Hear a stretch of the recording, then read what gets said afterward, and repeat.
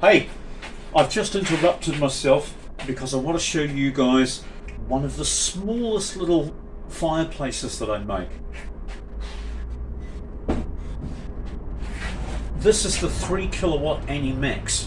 What I wanted to do is just briefly show you how I make these things. I've got a lot of tools that help me and speed up the process. I've got a plasma cutter so that I can cut the top out very easily. I also have patterns that I cut around. This one fits in here and I can just cut around it, and that gives me the slightly oval hole that I need for the flue stem. On the front here, I'm about to cut the door hole, and I use this as my pattern for the door hole. Curved cuts like this I do with the plasma. Straight cuts, I do those with a 1mm thick cutting disc on the angle grinder. You'll notice that I have the safety shield on my grinder. When I'm using the grinder, I wear a safety face shield. I wear gloves. So don't be like some of the YouTubers that I see that just rip in to these things on the floor wearing sandals with no hearing protection, no eye protection, no face protection, no hand protection. Please be sensible. These things don't say sorry after they've taken off a finger or two. Now once I've put the flue stem in, I then cut this hole out, attach the hinges on here so I get this hinging, then I make up the door window frame that goes in here. That's combined with an air vent, and then I frame the inside of the hole. Framing the inside of the hole gives the door something to close against. Once again, you'll see a lot of people making these little gas bottle fires on YouTube, and they don't have anything for the door to close against, so the door just sits wherever it's going to and air bleeds in all around the edge, and it's just an awful job.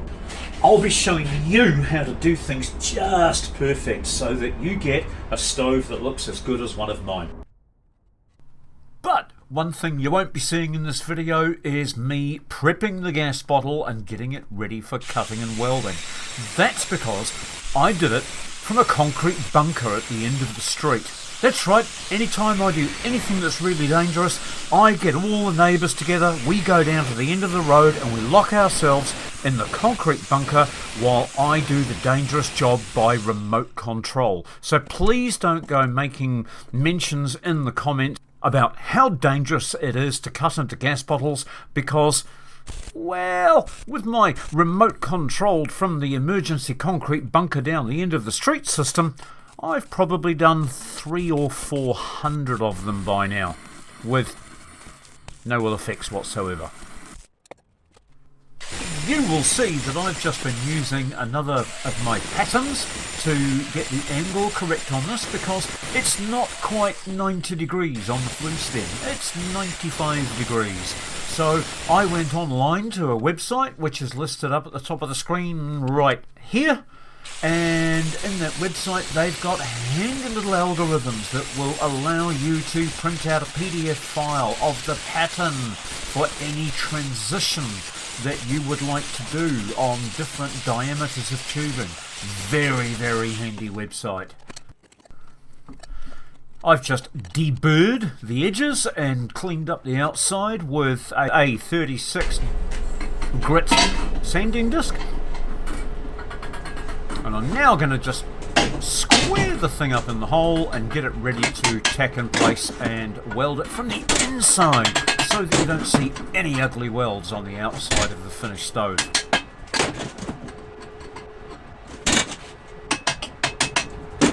Now, I'm not a welder. The blue machine on the trolley behind me is a welder. I'm just a guy who uses it to stick things together. And you'll notice that I used flux cord wire. There's so many reasons for me doing this. The first one is probably that most of my welds end up getting ground off anyway, so why pay for a welder that gives an amazing looking weld if it's only going to be polished off? And the other reason is that I do a lot of welding outside. I do a lot of construction on cabins and chassis of trailers and things like that. And that means not having any gas to contend with, I can weld in a howling gale and still get perfectly good welds. So not only am I cutting out on the cost of having to have the very expensive Argo Shield gas, I've also got a lighter, more portable setup, and I don't have to have the shroud around the tip. That means I can do finer work in tighter places with more ease. So what I'm doing now is cutting the door open with the 1mm cutting disc. I can't get quite into the corners, but that's a good thing. I leave it hanging in the corners, just like a Republican voting Chad. And what I do then is I finish the cut later on after I've attached the hinges. That means that the door is perfectly located on every stove. These hinges, I pay to have those plasma cut. They're gorgeous. Every single hinge comes out exactly the same. They're pre-curved to fit the curvature of the body. The holes are already drilled and they're exactly the right shape. So all I have to do is bolt them into a pair, put them onto the body using a 90-degree magnet, and then I can tack them into place. They do pull like crazy.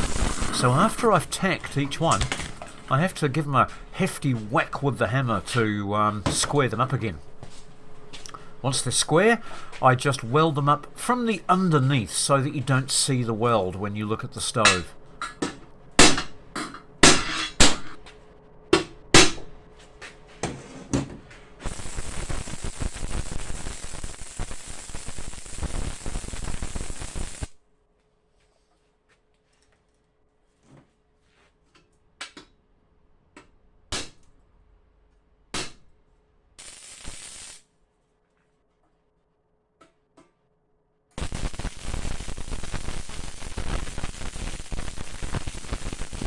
Of course, after the pyrotechnics, there's a little bit of cleaning up to do when you're using flux cord wire because of the deposits. So I use the wire brush on the grinder. That's another thing you've got to be aware of. These things are super grabby. Don't wear loose clothing when you're using one of these. And be very aware that the pieces of wire on the wire brush, as it wears, do fly out. There's been numerous times when I've found them stuck in my clothing. Do wear a face shield. Honestly, you don't want one of these things sticking in your face. Right, remember I told you that I leave the corners of the door connected so that it lines up perfectly when I do the hinges? Now it's time to release them. The reciprocating saw's got a 1mm thick blade, which is the same thickness as the cutting disc that I was using on the grinder to do the doors. So all I have to do is just take out the crescent semicircular waste piece at each corner and the door will swing free.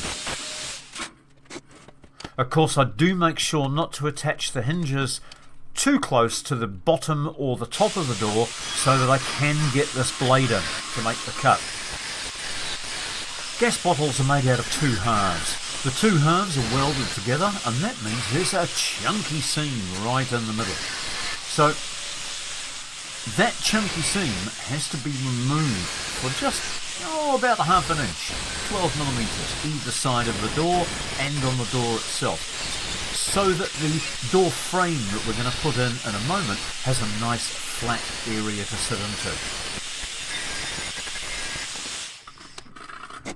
Now, over 22 years of making these things, I've discovered that certain things have to be done in certain orders. It's vitally important to get all of this inside work done before you restrict the doorway with the frame around the edge, and certainly before you go welding the top on. If you do those jobs first, there's no way that you'll get the welding and the components added to the inside. So here's a little jig that I've made. It's just the right length for me to scribe the arc, and then there's a wee tab on the other end that allows me to get the correct depth, and that gives me the point that the little pins have to sit on. These pins, 3 of them, support the double burning plate, and it's that plate that allows this little wood stove to put out way more heat than you would expect, because it doubles the burn path. Instead of the heat going up the chimney, the heat gets pushed into the cooking plate. I've got 2 or 3 templates for double burning plates because these gas bottles come in certain sizes. Different manufacturers make them slightly different, and they don't always fit. So I've got 2 or 3 different patterns. And here I am with the plasma cutter, cutting one of these plates out of a piece of 6mm 1/4 inch plate.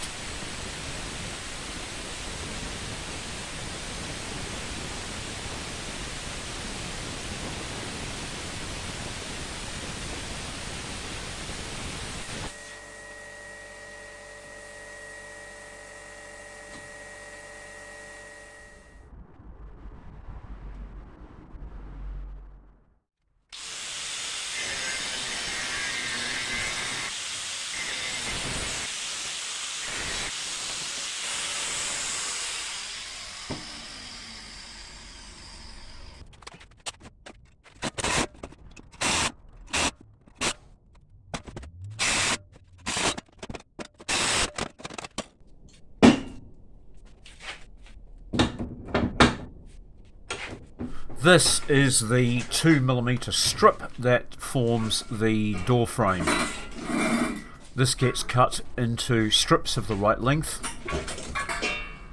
and curved to go top and bottom. Once I've got these 2 welded into place and made sure that they're absolutely parallel, that allows me to cut the 2 side pieces to fit in between, and that will give me a frame all the way around the door. Just putting a curve in them, turn it over now, and just get the beginnings of the curve into the end that I couldn't get. There we go.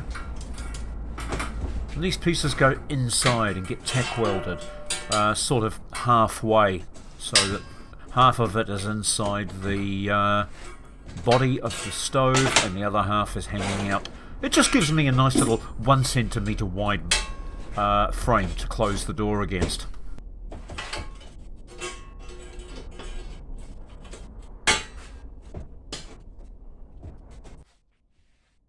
I think this is the fussiest part of the whole build, getting these door frames welded in tidily in a gas-tight fashion so that there are no gaps is probably the biggest challenge. It needs to be 2mm to provide some durability and long life, but the 2mm is rather thick and you need plenty of vice grips to bite into it and form it into the correct curves so that you don't get little air gaps. In this shot you can see the wee gap that's 1cm, half an inch give or take a little bit, that I've taken out of the mid-seam all the way around. That allows me to get these side pieces of the door frame down in a straight line.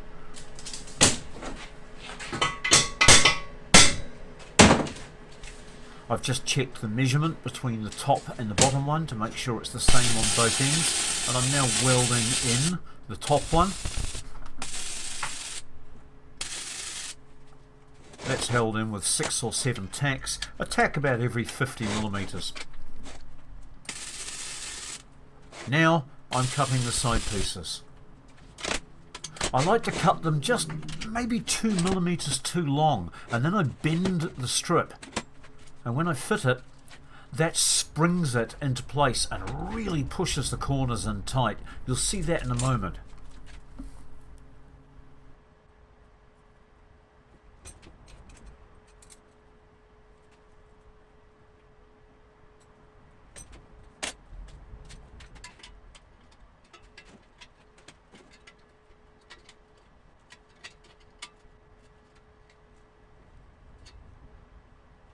Now, pay attention, for I shall show this only once.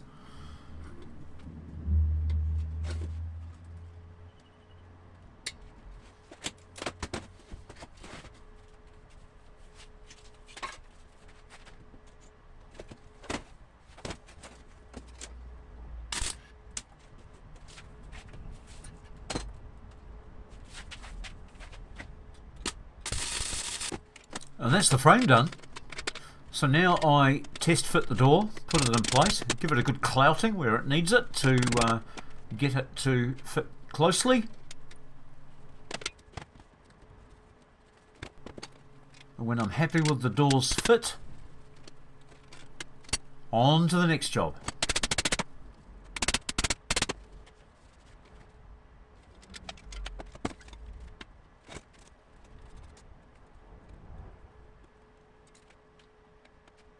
Now I've made sure that my workbench is absolutely level, absolutely flat. So that means when I'm trying to set something up, I can do it with a spirit level. So I just put the 6mm stovetop into place, check it with the spirit level and tack it in 3 places. Then I slip a little piece of scrap tube over the chimney stem so that I don't coat it and splatter. Just saves with a little bit of cleaning up later. And then in 3 sections I do my weld all the way around.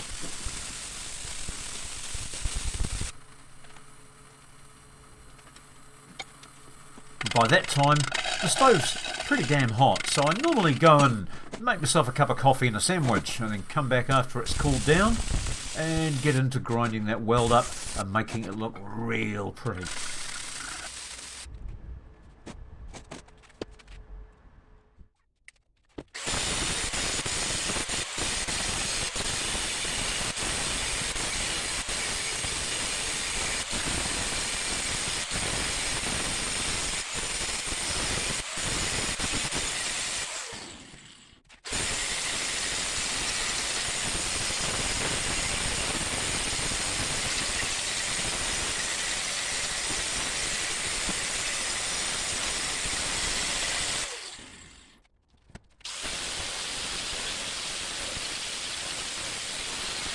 Once that's all ground and smooth, I swap the grinder for a flap disc. That's one of those sand-in discs with hundreds of little flaps of emery tape bonded in resin all the way around.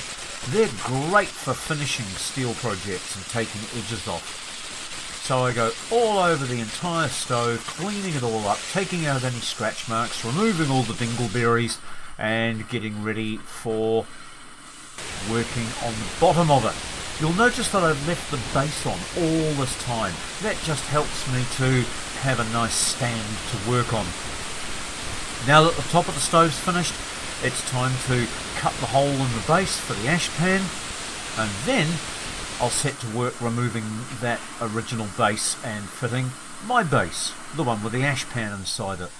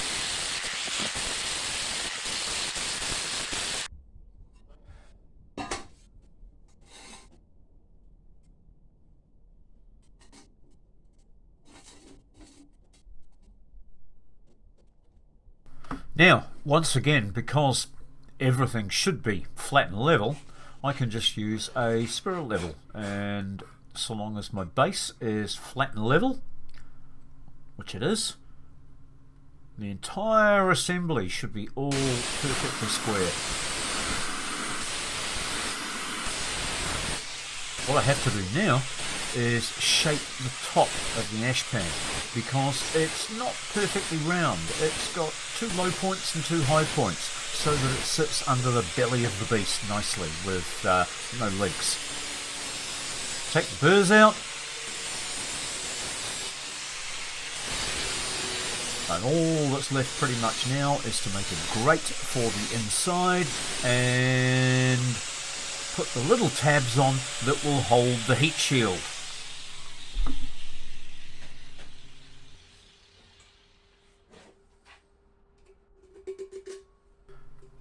And next, we're going to the dump. Yep, we're going to jump in the ute, and I'm going to take you down to the dump, and I'm going to show you all of the wonderful stuff that I recycle. Can you see them? Straight ahead. 2 hot water cylinders. One's a bit stuffed, but this one in the middle, I'm going to have to move a few things to get to it, but that is my next one for making my heat shields out of. And while I'm here, I've just picked up 2 really useful things, and I'm going to put them in the back of the ute.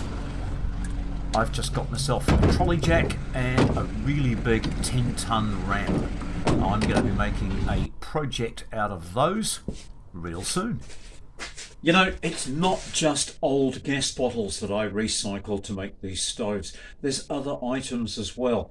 I haven't worked out exactly how much of the wood stoves is recycled material, but it's well over half at least. When the body is made out of a gas bottle, the grate that goes in the bottom, that's made of old reinforcing steel, the concrete reinforcing steel that gets left over from building sites.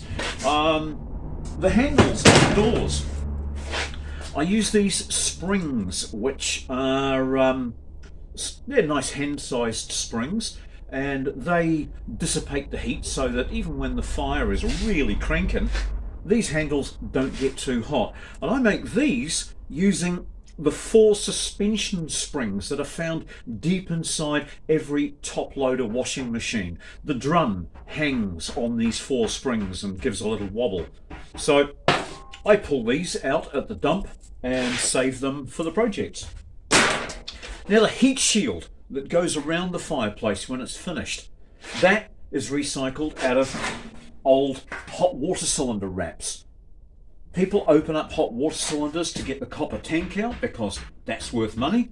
This to them is rubbish. But if I find one that doesn't have dents in it, I can then recycle it.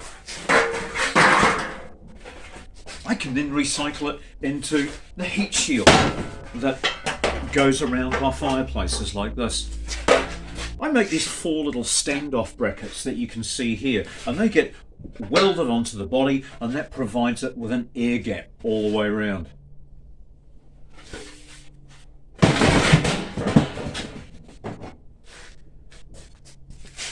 One of the other parts that makes these fires so special is the nice little window and the air control slide that you see here. Now, I used to hand make these, but it would take me 4 hours. It would take me all morning to make one of these. So now I have them laser cut and CNC folded, and they come to me like this. All I have to do is weld up the corners, and then I fold up these little pieces of thin metal, which also comes from the hot water cylinder wraps, and I weld these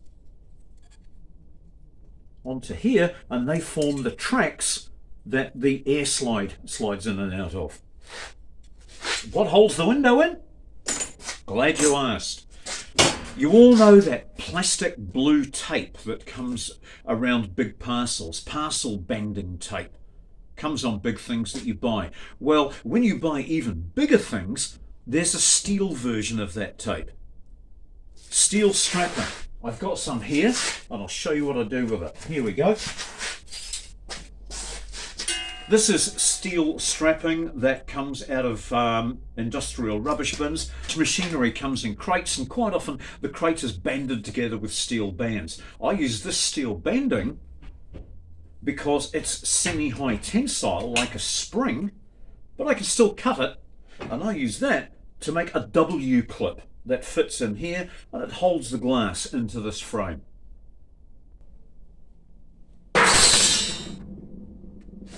Once the stoves are finished, if it's summertime and my sand is dry, I'll take them outside and I'll give them a sandblast. If I haven't got dry sand, then I use one of these. These are like a super duper heavy duty Scotch-Brite, and they'll take off any light rusting or paint that's still on the body of the tank, and I give them a big polish up with one of these, wipe it down with degreaser and get it ready for painting. And the painting, I use a really high quality industrial silicon high temperature paint. This is heat proof to 660 degrees Celsius. Way hotter than any of my stoves it's ever going to get.